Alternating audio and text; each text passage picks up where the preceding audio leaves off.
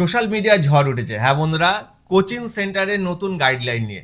has issued new guidelines for coaching centres पर केंद्र सरकार ने लगाम down on coaching centers. New guidelines have been issued by maximum জানেন বা প্রত্যেকটা কন্টেন্ট ক্রিয়েটার বা প্রত্যেকটা ইউটিউবে বা বিভিন্ন ধরনের অনলাইন প্ল্যাটফর্মে অনেকে ভিডিও শেয়ার করছে, যেহেতু নতুন টপিক পেয়ে গেছে যে 16 বছরের কম বয়সী স্টুডেন্টদের কোনো কোচিংয়ে গিয়ে পড়ানো যাবে না বা তাদের পড়াতে দেওয়াও যাবে না বা তাকে পড়ানোও যাবে না। कोचिंग सेंटर में 16 साल से कम उम्र के बच्चों को पढ़ाई के लिए नामांकन नहीं हो। অতএব যারা 16 বছরের নিচে স্টুডেন্টদের পড়ান, প্রাইভেট টিউটর আছেন বা ছোট ছোট গলিতে বা শহরে বা গ্রামে ছোট ছোট ঘর নিয়ে তাদের পড়ান, তাদের কি হবে? তাদের তো মাথায় হাত। তাদের কাছে একটাই প্রশ্ন যে তাহলে তারা কিভাবে চলবে তাদের, কারণ সরকার তো পুরো কঠোর একটা গাইডলাইন দিয়ে দিয়েছে। হ্যাঁ বন্ধুরা, আর সোশ্যাল মিডিয়ায় ভালো মন্দ সব নিউজে তো খুব সুন্দরভাবে স্প্রেড করে, বা এই যে সঠিক তথ্যটা সঠিক জায়গায় না আপনারা এলে জানতে পারবে না। এই গাইডলাইনটা শুধুমাত্র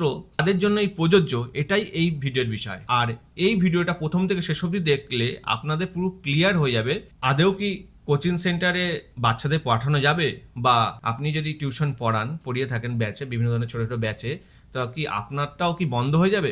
এই ভিডিওটা পুরোটা দেখলেই আপনাদের ক্লিয়ার হয়ে যাবে। নমস্কার, আমি চিরঞ্জিত মাইতি, আপনাদের হচ্ছে শ্রীহরি ডিজিটাল। এখানে বিভিন্ন ধরনের সরকারি আপডেটেড টপিক ও বিভিন্ন ধরনের ডকুমেন্ট রিলেটেড টপিক নিয়ে আলোচনা করা হয়। চলুন শুরু করি। প্রথম কথা, সরকার এই কোচিং সংক্রান্ত গাইডলাইনে প্রকাশ করেই দিয়েছে যে 16 বছর বয়সী বা তার কম বয়সী স্টুডেন্টদের কোনো কোচিংয়ে গিয়ে পড়ানো যাবে না বা কোনো কোচিং সেন্টার তাকে পড়াতে পারবে না। পড়ান ব্যাচে, ছোট ছোট ব্যাচে বা বিভিন্ন ঘর ভাড়া নিয়ে পড়ান, তাদের জন্য খুবই অসুবিধা হয়ে পড়েছে। কিন্তু তাদের আমি একটা বলছি, সরকার ক্লিয়ারলি মেনশন করেছেন একটা ডেফিনেশন দিয়ে তাদের গাইডলাইনে, যে কোচিং কাদের বলেছেন সেটা ক্লিয়ারলি বলে দিয়েছেন। অতএব আমি পড়ে শোনাচ্ছি, আপনারা দেখুন, এবং আমি আমার ডেসক্রিপশনে গাইডলাইনের লিঙ্কটা ডেসক্রিপশনে দিয়ে দেবো, আপনারা ওখান থেকে ডাউনলোড করে গাইডলাইনটা পুরোটা পড়ে নিতে পারবেন। আগে পড়ে নিই যে সঠিক কি বলেছে একটা কোচিংয়ের ডেফিনেশন, তারপরে আমি পরের কথায় আসবো। আপনার যে এই কোচিং সম্পর্কে ডেফিনেশনটা আপনারা 4 নম্বর পয়েন্টে পেয়ে যাবেন। এখানে সুন্দরভাবে লেখা রয়েছে, 2 আর 3 নম্বরটা আপনারা পড়লেই বুঝতে পারবেন।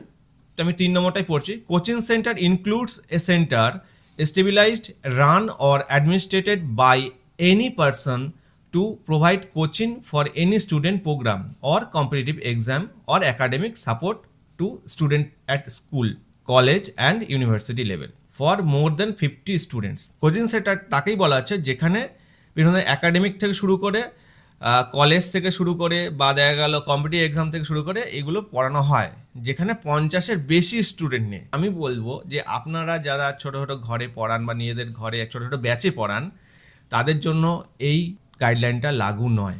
যারা 50-এর বেশি পড়ান, এক একটা ব্যাচে 50-এর বেশি পড়ান, তাদের জন্য এই গাইডলাইনটা লাগু। এবার ধরুন আপনি মনে করছেন যে হ্যাঁ আপনার 50 জনের বেশি স্টুডেন্ট হয়ে যায়, তখন আপনি কি করবেন? হতেই পারে।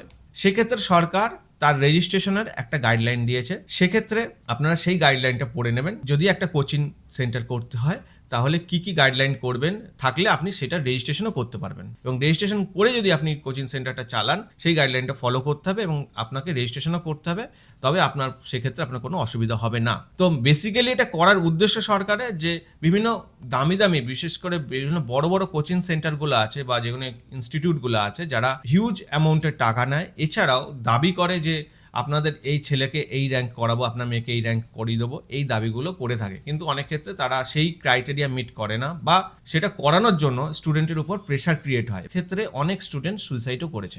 তো সেই দিকগুলো মাথায় রেখে, এছাড়া অনেক মা বাবা আছে যারা কিনা নিজেদের জমি জায়গা বিক্রি করে পর্যন্ত স্টুডেন্টদের কি করে, সেই সমস্ত কোচিং সেন্টারগুলোয় পাঠায়, এবং দেখা গেল তার সেই কোচিং সেন্টার সেইভাবে তাদের প্রপার গাইড করে না। সরকার একটা কোচিং সেন্টারদের একটা গাইডলাইন জারি করেছে, যাতে কিনা তারা সেই গাইডলাইনটা ফলো করে চলে। যদি না ফলো করে চলে তাদের একটা জরিমানা হবে এবং তাদের সেই রকম উপযুক্ত শাস্তিও রয়েছে। তো মাথায় রাখবেন, আমি বারবার করে বলছি, যারা নতুন আছেন, যারা ধরুন ছোট ছোট ব্যাচে পড়ান, বাড়িতে পড়ান 10 জন 15 জন 20 জন, তাদের চিন্তা করার কোনো কারণ নেই। এছাড়াও তারা যদি মনে করেন আগামী দিন তাদের ব্যাচ বড় হবে, তো আপনারা সেই গাইডলাইনগুলো ফলো করে আপনারা সেই কোচিং রেজিস্ট্রেশনটা করে নিতে পারেন সরকারি ওয়েবসাইটে। তো যদি আগামী দিন এই ওয়েবসাইটটা লঞ্চ হয়ে গেলে কিভাবে সরকারি রেজিস্ট্রেশনগুলো করা যায় সেটাই যদি জানতেন, অবশ্যই চ্যানেলটাকে সাবস্ক্রাইব করে রাখুন। আমি আগামী দিন এই সংক্রান্ত ডেডিকেটেড ভিডিও দিয়ে দেবো। আপনারা যদি চান এই কোচিং সংক্রান্ত গাইডলাইনটা, অবশ্যই আমার ডেসক্রিপশন থেকে ডাউনলোড করে পেতে পারেন। আশা করি ভিডিওটা আপনাদের ভালো লাগবে, কাজে লাগবে। আর ভিডিওটা যদি ভালো লাগে অবশ্যই ভিডিওটাকে লাইক করুন, চ্যানেলটাকে সাবস্ক্রাইব করুন, এই ভিডিওটা সবার মধ্যে শেয়ার করুন। এবং প্রত্যেকটা প্রাইভেট টিউটার বা প্রাইভেট টিচার যারা আছেন, ছোটো ছোটো ব্যাচে পড়ান, 20 জন 15 জনের ব্যাচে পড়ান, তাদের জন্য খুবই গুরুত্বপূর্ণ। সবাই ভালো থাকবেন, সুস্থ থাকবেন, টাটা।